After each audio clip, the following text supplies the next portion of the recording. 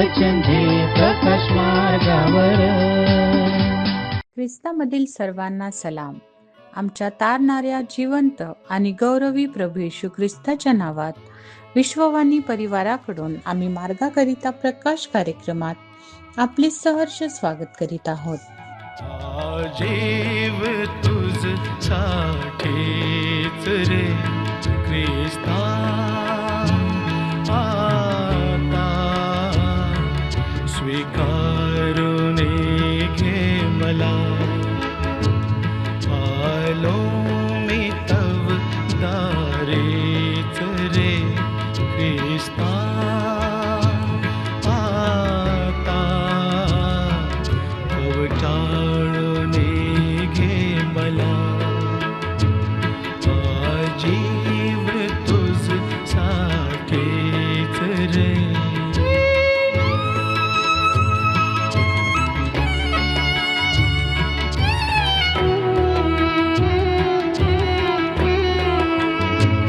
जगी नाही कोणी भेटला जीवलग सखा तुझ सारखा.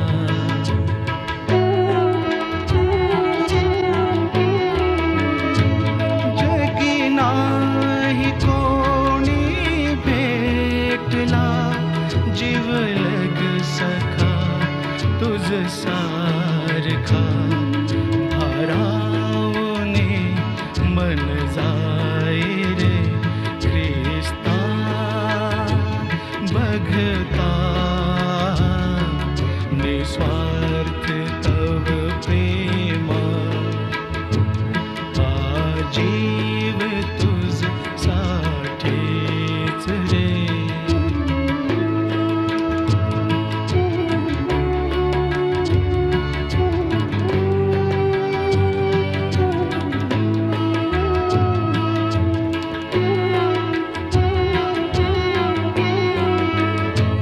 हे पाप माझे आजला ने कुठे. आजच्या मननासाठी देवाचे वचन यशिया 37:30-35 ही वचने. यशिया 37:30-35 ही वचने. आता तुला हे चिन्ह देतो, यंदा तुम्ही आपोआप उगवलेले खाल, पुढच्या वर्षी त्याला खोडवा फुटेल तो खाल. तिसऱ्या वर्षी तुम्ही पेरा, कापा, द्राक्षांची मळे लावा व त्यांचे फळ खा. यहुद्याच्या घराण्यातील निभावलेला अवशेष पुन्हा खाली मूळ धरील व वर फळ देईल. कारण यरुशलेमेतून अवशेष निघेल व सियोन डोंगरावर निभावलेले निघतील. सेनाधीश परमेश्वराचा आवेश हे सिद्धीस नेईल. म्हणून अशुराच्या राजाविषयी परमेश्वर म्हणतो, तो या नगरापर्यंत येणार नाही, यावर एकही बाण सोडणार नाही. तो ढाल घेऊन याशी सामना करणार नाही आणि यावर मोर्चा रचणार नाही. ज्या वाटेने तो आला तिनेच तो परत जाईल. तो या नगरापर्यंत येणार नाही, असे परमेश्वर म्हणतो. आपल्याकरिता व आपला सेवक दावीद याच्याकरिता या नगराचा बचाव होईल, असे मी यांचे रक्षण करीन.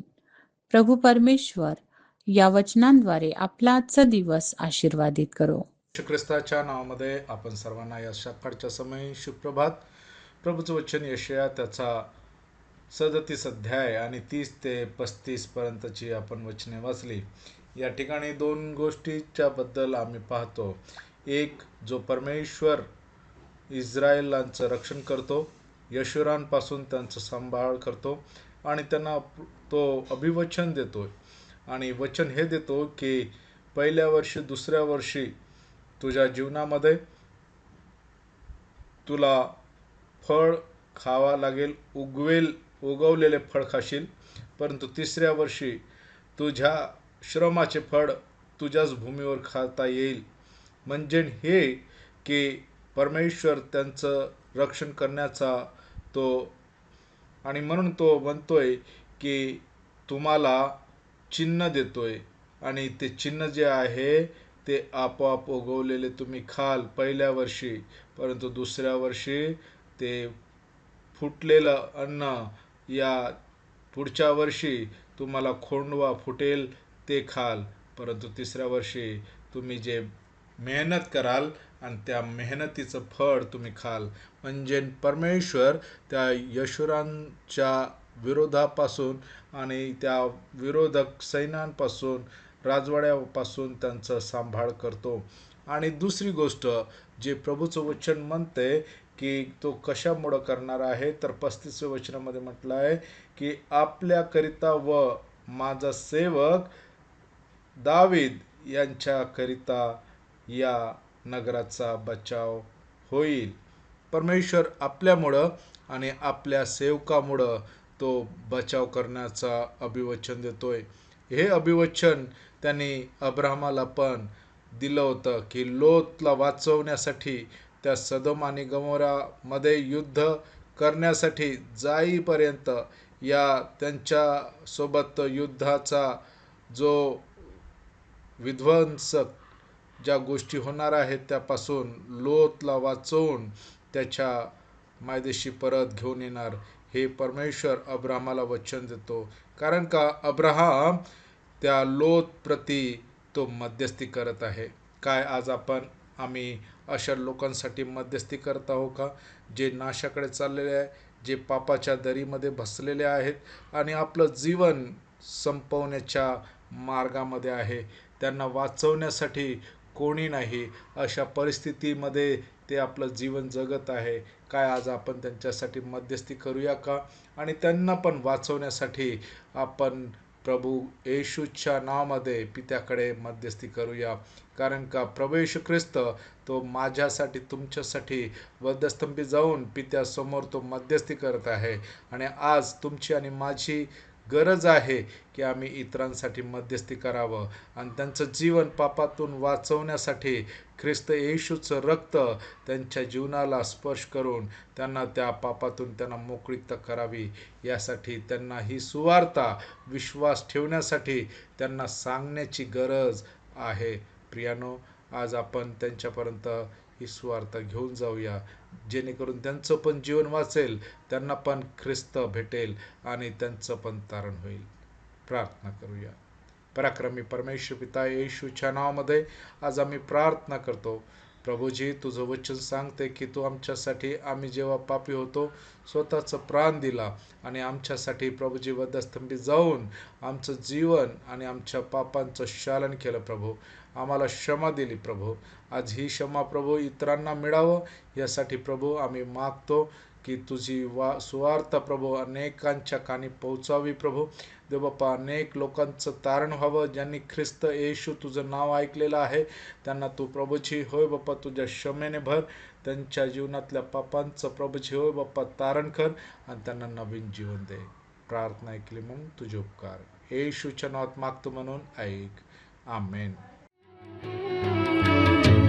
हे पाप माझे आजला ने कुठे नकळे मला, आलास तू मजसाठी रे ख्रिस्ता.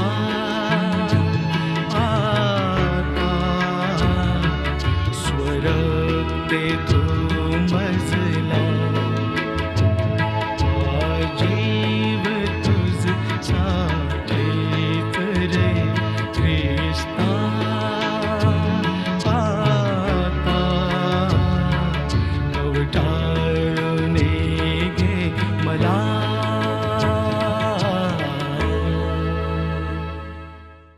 येशू, हा पहा जगाचे पाप हरण करणारा देवाचा कोकरा. आता आपण आपल्या प्रार्थना विनंत्या कोणत्याही वेळेस विश्ववाणी प्रार्थना केंद्राला टोल फ्री नंबरद्वारे कळवू शकता. आमचा टोल फ्री नंबर 1-800-2700-333. आम्ही आपणासाठी या नंबरवर प्रार्थना करण्यास उपलब्ध आहोत. धन्यवाद.